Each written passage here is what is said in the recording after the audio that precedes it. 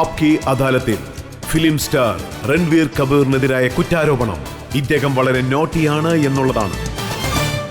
രൺവീർ, താങ്കളുടെ school records ഞാൻ പൂർണ്ണമായും കണ്ടു. 1-ാം ക്ലാസ് മുതൽ 12-ാം ക്ലാസ് വരെ താങ്കൾ താഴെ നിന്ന് 3-ാമത്തെ നമ്പരാണ്. അല്ല, നിങ്ങളെന്നെ സപ്പോർട്ട് ചെയ്യാൻ വേണ്ടി ക്ലാപ്പ് ചെയ്യാണോ അതല്ല എന്നെ കളിയാക്കാൻ വേണ്ടി ക്ലാപ്പ് ചെയ്യണമെന്ന് മനസ്സിലാവുന്നില്ല. പക്ഷേ ഞാൻ സ്കൂളിൽ അത്ര വലിയ പഠിപ്പിസ്റ്റൊന്നും ആയിരുന്നില്ല. എനിക്ക് ഈ താല്പര്യം കൂടുതൽ സ്പോർട്സിനോടായിരുന്നു, അതും പ്രത്യേകിച്ച് ഫുട്ബോളിനോട്. ഞാനൊരിക്കലും ഫെയിൽ ആയിട്ടില്ല, പക്ഷേ ലാസ്റ്റ് 3 റാങ്കിലേ ഞാൻ വരാറുള്ളൂ. അതിൽ ഞങ്ങൾക്കിടയിൽ ഫൈറ്റ് നടക്കുമായിരുന്നു. ടോപ്പ് 3 അല്ല, ബോട്ടം 3യിൽ. താങ്കൾ എത്രത്തോളം കുസൃതിയാണെന്ന് വെച്ചാൽ കുറച്ച് സമയത്തിനുള്ളിൽ തന്നെ താങ്കളുടെ അമ്മയെ പ്രിൻസിപ്പൽ സ്കൂളിലേക്ക് വിളിക്കും. അതെ, ഐ തിങ്ക് അദ്ദേഹം എൻ്റെ അമ്മയുടെ വലിയൊരു ഫാനായിരുന്നു. അതുകൊണ്ടായിരിക്കും. അവര് എപ്പോഴൊക്കെയാണോ എൻ്റെ റിപ്പോർട്ട് കാർഡ് വരുന്നത്, വർഷത്തിൽ 3 തവണ, അന്നെൻ്റെ അമ്മ കരയുമെന്ന് എനിക്ക് ഉറപ്പായിരുന്നു. അമ്മ എന്നെ എപ്പോഴും പേടിപ്പിക്കാറുണ്ടായിരുന്നു, അച്ഛന് റിപ്പോർട്ട് കാർഡ് കാണിച്ചു കൊടുക്കുമെന്നും പറഞ്ഞുകൊണ്ട്. എനിക്ക് അച്ഛനെ വലിയ പേടിയായിരുന്നു കുട്ടിക്കാലത്ത്. അങ്ങനെ ഞാനും കരയാൻ തുടങ്ങും. ഞാൻ ഇനി മുതൽ നല്ലോണം പഠിക്കാൻ, നല്ല മാർക്ക് വാങ്ങാൻ അമ്മയോട് പറയും. ഞാൻ ഇപ്പം തന്നെ ഹോംവർക്ക് ചെയ്യാൻ തുടങ്ങാമെന്നൊക്കെ അമ്മയോട് പറയും. താങ്കളൊരു ടീച്ചറിന്റെ സ്കർട്ട് ഉയർത്തി നോക്കിയെന്ന് ഒരു കംപ്ലൈന്റ് ഉണ്ടായിരുന്നു. ഇല്ലില്ല, കള്ളുവാണ്. അങ്ങനെയൊന്നും ഉണ്ടായിട്ടില്ല. സംഭവം എന്താണെന്ന് വെച്ചാൽ, സാർ, എൻ്റെ ഫസ്റ്റ് സ്റ്റാൻഡേർഡിലെ ഒരു ടീച്ചർ ഉണ്ടായിരുന്നു. അവരൊരു ക്രിസ്ത്യൻ ലേഡി ആയിരുന്നു. ബാക്കിയുള്ള ടീച്ചേഴ്സൊക്കെ സാരി എടുത്തുകൊണ്ടാണ് വരാറ്. പക്ഷെ അവർ ക്രിസ്ത്യൻ ആയതുകൊണ്ട് എന്നും സ്കേർട്ട് ഇട്ടുകൊണ്ടാണ് സ്കൂളിലേക്ക് വരിക. സോ ഞാനപ്പോൾ വളരെ ചെറിയ പയ്യനാ, ഏകദേശം 5 വയസ്സ് 4 വയസ്സ് കാണും. അപ്പോൾ ക്ലാസ് നടന്നുകൊണ്ടിരിക്കുകയായിരുന്നു. അവരുടെ ടേബിള് കുറച്ച് ഹൈ ആയിരുന്നു. അതുകൊണ്ട് അവർ ഇരിക്കുമ്പോൾ അവരുടെ കാല് കാണാൻ പറ്റും. സോ ഞാനും എൻ്റെ ഒരു ഫ്രണ്ടും, അവനാണെങ്കിൽ ഭയങ്കര വികൃതിയാ, അവനെന്നെ എൻകറേജ് ചെയ്യും, കമോൺ കമോൺ എന്ന് പറഞ്ഞ്. സോ ഞങ്ങൾ അവിടെ ഇരുന്നുകൊണ്ട് അവരുടെ കാലുകൾ നോക്കിക്കൊണ്ടേയിരിക്കും. അതല്ലാതെ ഞങ്ങൾ വേറെ ഒന്നും, ഞാൻ ചുമ്മാ അവിടെ ഇരുന്നുകൊണ്ട് നോക്കി, അതല്ലാതെ അവരെ പോയി തൊട്ടിട്ടൊന്നുമില്ല. കാണുന്നത് ഒരു ക്രൈം അല്ലല്ലോ സാർ. അതിനെപ്പറ്റി നിങ്ങൾ ഏത് ലോ ബുക്കിൽ നോക്കുകയാണെങ്കിലും അത്. കുട്ടിക്കാലത്തെ താങ്കൾക്ക് അറിയാമായിരുന്നോ എത്രത്തോളം ചെയ്താൽ ഇത് ക്രൈം അല്ലെന്ന്? അതൊക്കെ അറിയാം. ഐ തിങ്ക് നമ്മളെല്ലാവരും നിയമം അറിഞ്ഞിരിക്കേണ്ടത് വളരെ അത്യാവശ്യമാണ്. We should follow the law.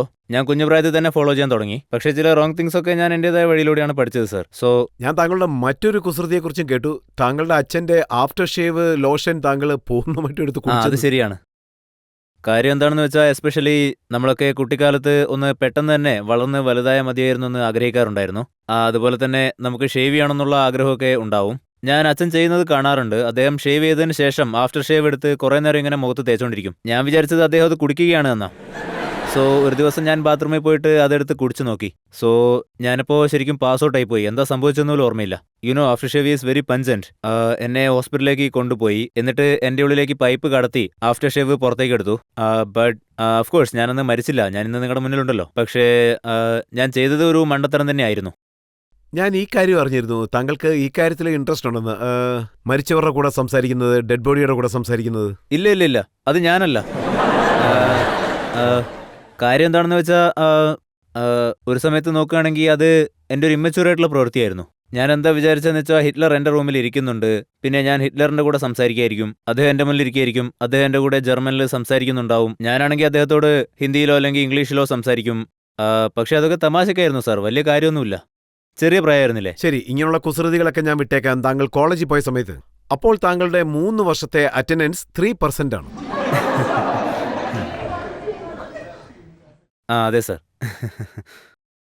പിന്നെ ഏത് പുതിയ സിനിമ വരുമ്പോഴും താങ്കൾ താങ്കളുടെ അമ്മയും വിളിച്ചുകൊണ്ട് ഫസ്റ്റ് ഡേ ഫസ്റ്റ് ഷോയ്ക്ക്. അത് എന്നെ സംബന്ധിച്ചിടത്തോളം വലിയൊരു ഇൻസ്റ്റിറ്റ്യൂഷൻ ആയിരുന്നു. പോയി സിനിമകൾ കാണുക. നിങ്ങൾക്കറിയാലോ, ഞാനൊരു സിനിമാ ഫാമിലിയിൽ നിന്നുള്ള ആളാണ്. സോ കുട്ടിക്കാലം മുതലേ ഈ മാള്, സിനിമാ ഹാള്, ഇതൊക്കെയായിരുന്നു എൻ്റെ ഒരു എൻവയോൺമെൻറ്റ്. പിന്നെ മ്യൂസിക് സെറ്റിംഗ്, ഒരുപാട് ഡയറക്ടേഴ്സ് വരും. ഞാൻ എൻ്റെ അച്ഛൻ്റെ സിനിമകൾ അധികം കാണും, പക്ഷേ അമ്മയുടെ അധികം കാണാറില്ല. കാരണം എനിക്ക് അതിൽ താല്പര്യം ഉണ്ടായിരുന്നില്ല. അതെനിക്ക് ചെറുതായി എംബാരസ്മെൻ്റ് ആയിട്ട് തോന്നും. പക്ഷേ സോ സിനിമയിലേക്ക് വരുമ്പോൾ അതെനിക്ക് വലിയ കാര്യമായിരിക്കും, എക്സ്പീരിയൻസ് കിട്ടും.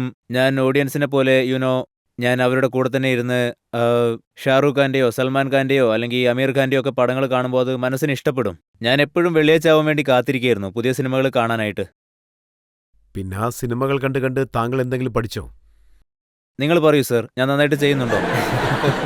എന്തെങ്കിലും പഠിച്ചിട്ടുണ്ടോയെന്നറിയില്ല, പക്ഷേ ഞാൻ ദിൽവാലെ ദുൽഹനിയെ ലേ ജായേംഗെ 25 തവണ തിയേറ്ററിൽ കണ്ടിട്ടുണ്ട്. പിന്നെ വീട്ടിലേക്ക് പോയിട്ട് അതിലുള്ള പോലെ തന്നെയുള്ള അദ്ദേഹത്തിൻ്റെ സ്റ്റൈൽ, അതായത് ആ കർച്ചീഫൊക്കെ ഇട്ടുകൊണ്ട് പിന്നെ അദ്ദേഹത്തിന്റെ ഷർട്ട് ഒരു ഭാഗം പുറത്തേക്ക് തള്ളി നിൽക്കും, പിന്നെ അദ്ദേഹത്തിന്റെ ജാക്കറ്റ്, പിന്നെ അദ്ദേഹത്തിന്റെ ജീൻസ് ബൂട്ടിന്റെ അണ്ടറിലായിരിക്കും. സോ ഞാൻ അദ്ദേഹത്തെ പോലെ തന്നെ ആയിരിക്കാൻ വേണ്ടി ശ്രമിക്കുമായിരുന്നു. അത് കുറച്ച് വിചിത്രമായിട്ട് തോന്നും, പക്ഷേ അത് വളരെ ചെറിയ പ്രായത്തിൽ തന്നെ തുടങ്ങിയതാണ്. പക്ഷെ താങ്കൾ ആക്ടിങ് കുറച്ച് താമസിച്ചാണ് സ്റ്റാർട്ട് ചെയ്തത്. ജനങ്ങൾ താങ്കളുടെ അച്ഛനോടും അമ്മയോടും ചോദിച്ചു കാണില്ലേ മകൻ എപ്പോൾ ആർട്ടിസ്റ്റ് ആവുമെന്ന്? അതെ സർ, കാര്യം എന്താന്ന് വെച്ചാൽ ഞാൻ ജനിച്ച സമയത്ത് എന്റെ ഗ്രാൻഡ് ഫാദർ രാജ് കപൂറിന് അദ്ദേഹത്തിന് ഒരു ടെലിഗ്രാം വന്നു ഏതോ ഒരു ഡിസ്ട്രിബ്യൂട്ടറുടെ അടുത്തുനിന്ന്. അതിൽ we welcome another actor to the film industry എന്നായിരുന്നു. സോ ഐ തിങ്ക് ജനങ്ങൾക്ക് ഓൾറെഡി മനസ്സിലായി ഇവൻ വളർന്നാൽ ആക്ടർ ആവുമെന്ന്. എനിക്കൊരു 18-19 വയസ്സുള്ളപ്പോൾ തന്നെ എനിക്ക് ഫിലിം ഓഫറുകളൊക്കെ വരാനായിട്ട് തുടങ്ങി. എന്റെ അച്ഛനെന്ന് ചിന്തിച്ചത് ഈ യങ് ഏജിൽ അവനെ അഭിനയിക്കാൻ വിട്ട എന്റെ ബുദ്ധിയൊക്കെ പാഴായി പോവുന്ന.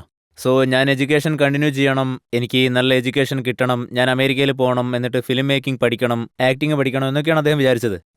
പിന്നെ ഞാൻ ഒന്നേ എപ്പോഴും ആഗ്രഹിക്കാറുള്ളൂ, ഒരു ആക്ടർ ആകുന്നതിന് മുന്നേ ഒരു ഫിലിമിലെങ്കിലും അസിസ്റ്റന്റ് ഡയറക്ടറായിട്ട് വർക്ക് ചെയ്യണമെന്ന്.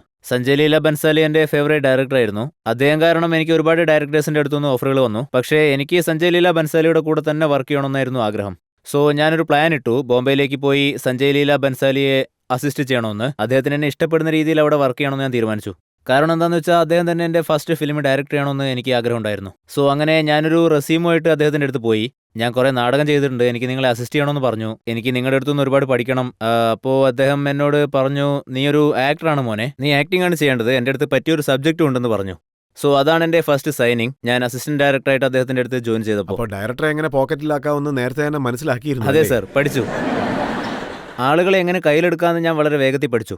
അപ്പൊ പെൺപിള്ളേരെ എങ്ങനെ വളയ്ക്കണമെന്ന് മനസ്സിലാക്കി? അത് ഞാൻ പഠിച്ചതല്ല സാർ, അത് എൻ്റെ ഉള്ളിൽ ഓൾറെഡി ജീനിലുള്ളതാണ് സാർ. എന്റെ ചോദ്യം ഇതാണ്, കല്യാണത്തിനെ പറ്റി താങ്കളുടെ പ്ലാൻ എന്താണ്? കല്യാണത്തിനെ പറ്റിയോ? അതെ സർ. ഞാൻ കല്യാണം കഴിക്കണമെങ്കിൽ അതിലൊരു പ്രധാനപ്പെട്ട കാര്യമുണ്ട്, നല്ലൊരു കുട്ടിയെ കിട്ടണം. ഒരുപക്ഷെ അങ്ങനെ ഒരു കുട്ടിയെ ഇപ്പൊ കിട്ടുകയാണെങ്കിൽ ഞാൻ വൈകാതെ തന്നെ കല്യാണം കഴിക്കും. എന്തിനാ 3 വർഷമൊക്കെ വെയിറ്റ് ചെയ്യുന്നത്? ഒരുപക്ഷെ ഒരു പ്രണയം ഉണ്ടായി കഴിഞ്ഞാൽ കല്യാണം ഐ എം റെഡി. പക്ഷെ ഇപ്പൊ ഒന്നുമില്ല. പക്ഷെ ഇപ്പൊ തന്നെ ഞാൻ അതിനുവേണ്ടി പ്രതീക്ഷിക്കുന്നുണ്ട്. പക്ഷേ അതിന് ധൃതിയൊന്നും എനിക്കില്ല. പക്ഷേ എപ്പോഴാണോ പ്രണയം സംഭവിക്കുന്നത് അപ്പൊ തന്നെ കല്യാണവും നടക്കും. Hi Ranveer, I am Charu. Hi Charu. താങ്കൾക്ക് ലവ് മാരേജ് ആയിരിക്കും അറേഞ്ച്ഡ് മാരേജ് ആയിരിക്കും? ലവ് മാരേജ് ആണ് എനിക്ക് ഇഷ്ടം. പക്ഷേ അറേഞ്ച് മാരേജ് പോലെ ഞാൻ എന്റെ പാരന്റ്സിനെ കൊണ്ട് സമ്മതിപ്പിക്കണം, അതാണ് പ്രധാനപ്പെട്ട കാര്യം.